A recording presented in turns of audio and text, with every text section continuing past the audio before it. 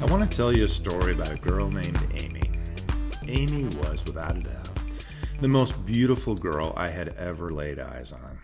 She came to my high school mid-year, at about the beginning of the second semester of my junior year. I was 17, full of hormones, and had a bit of swagger back then. I was a jock, pretty popular, pretty good with the ladies, single at the time, and thought maybe, just maybe, I had a shot. And to my delight, Amy was all about it. We immediately became an item. Not only was Amy the hottest chick on campus, she was talented and fearless as well. She had moxie for sure. She played the guitar and sang and had no qualms about doing it, even just for me. We would take long walks, chatting on incessantly about everything, her with her guitar strung across her back. We'd find a quaint little spot, and she would strum a few bars and give me my own private performance. Now, I fully realize that a love-struck 17-year-old sees things a bit differently, but in my memory, she was every bit as good as some of the 17-year-olds I hear today on shows like The Voice. Doesn't matter if she actually was, that's what's seared in my memory. She sang like an angel, and then she would crack a wry smile, and then she would look at me with those dark brown eyes and lean in and give me a kiss. It still gives me chills just thinking about it. I thought I'd died and gone to heaven. The summer came, and Amy was gone. Her dad's job had them moving constantly. She promised to call and write, but I never heard from her again. Now, that was long before social media, so there really was no tracking her down. I don't even remember her last name for sure.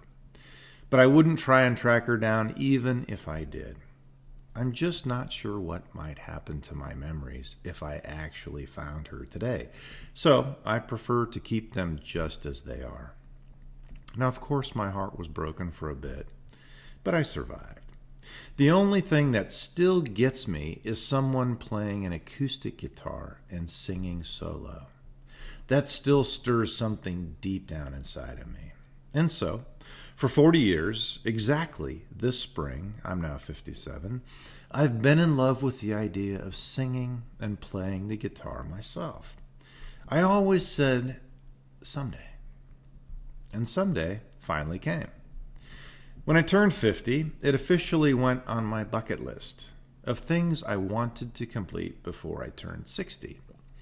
This past Christmas, I finally pulled the trigger. One Yamaha acoustic guitar appeared under the tree with my name on it.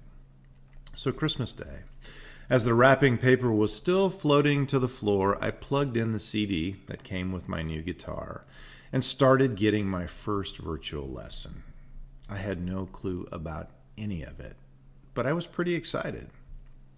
I was also excited for another reason. Call it kind of an ulterior motive.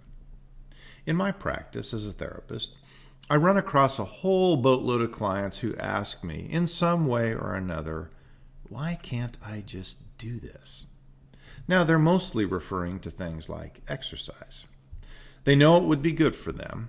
They have access to exercise equipment, and they want to do it, but they just don't.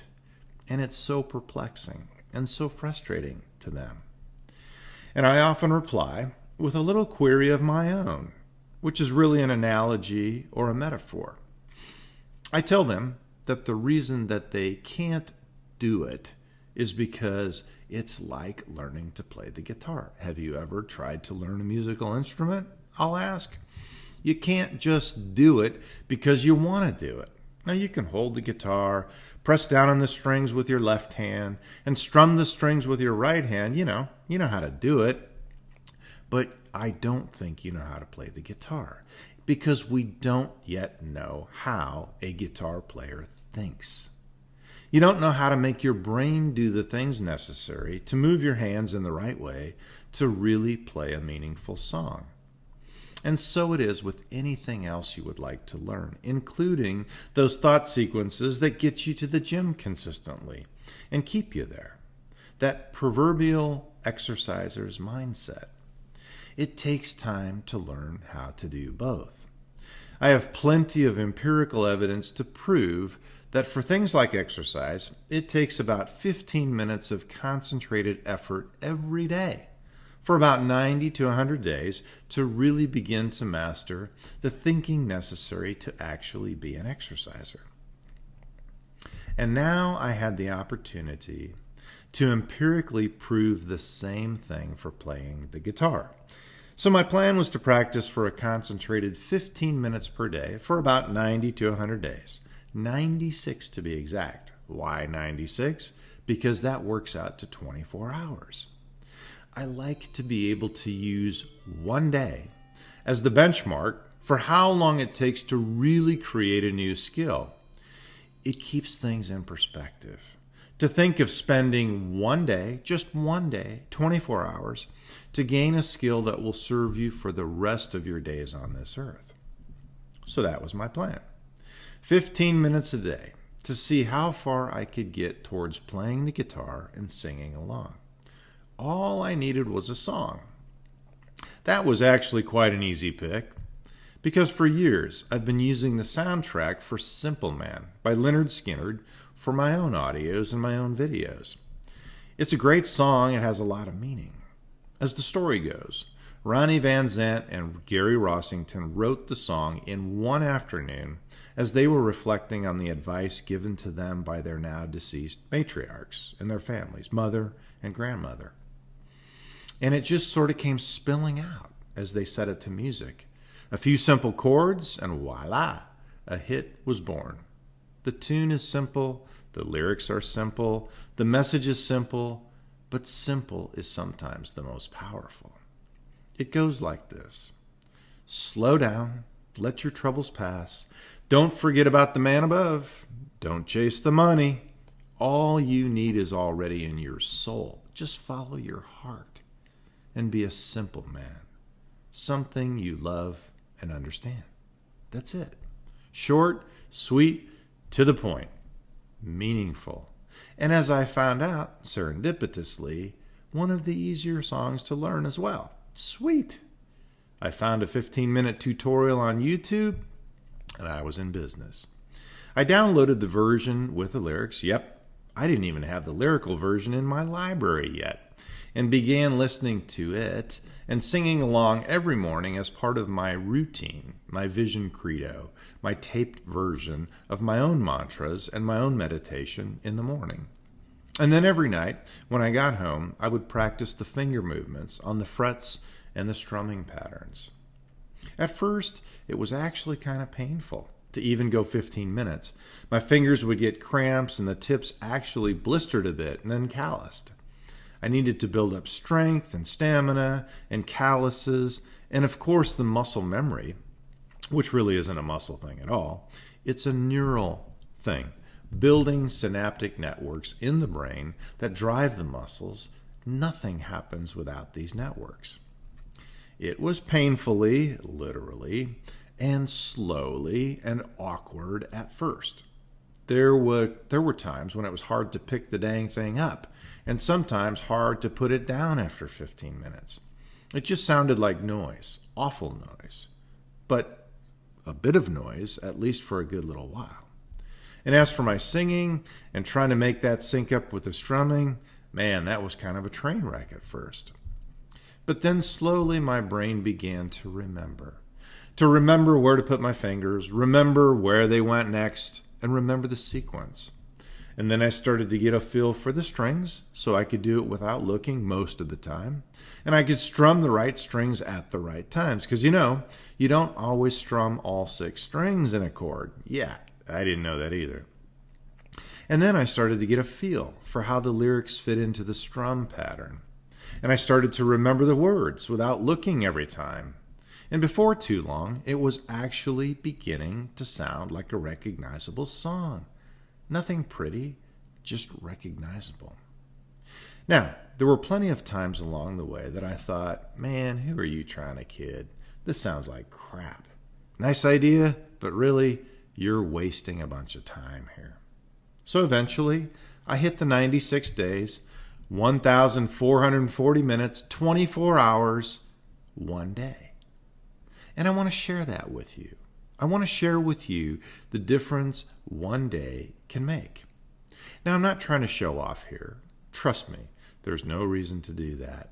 I'm simply pleased as can be with the empirical results of a controlled experiment that I believe proves one thing. You can't just do it. But if you're willing to put in the time and effort and practice the right things consistently, create significant and unmistakable results, there will be improvement. You can make some pretty cool things happen in a relatively short period of time. One day is a pretty short amount of time, and you will gain significant momentum. Any question about that? You be the judge.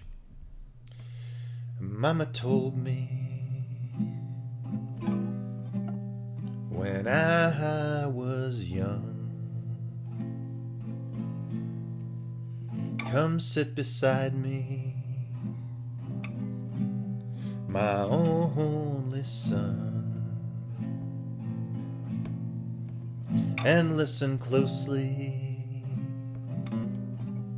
to what I say. And if you do this, it'll help you some sunny day. Oh, take your time.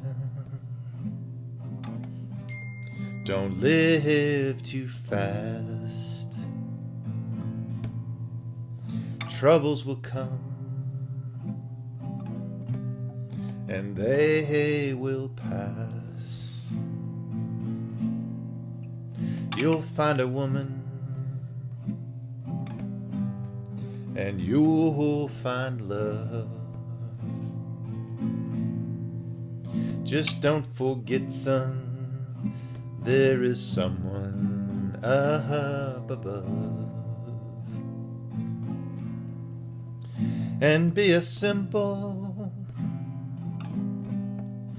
kind of man.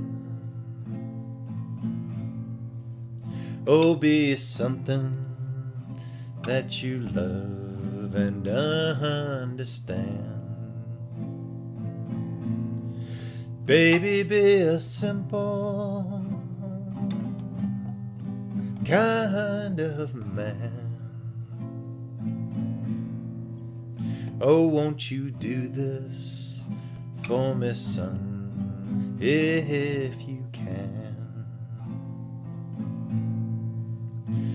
Forget your lust for the rich man's gold. All that you need is in your soul. And you can do this, oh baby, if you try. All that I want for you, my son, is to be satisfied. Boy, don't you worry, you'll find yourself. Follow your heart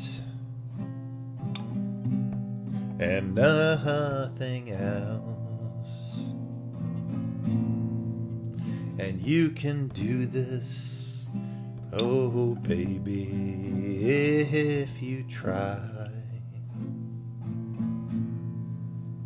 All that I want for you, my son, is to be satisfied. And be a simple kind of man. Oh, be something you love and understand. Baby, be a simple kind of man. Oh, won't you do this for me, son, if you can? So what do you think? Not bad for a 57-year-old who never picked up a guitar prior to one day's worth of practice ago. So if you're interested, give me a shot and let's get this thing going. You're only a day away from the life of your dreams. See you on the other side.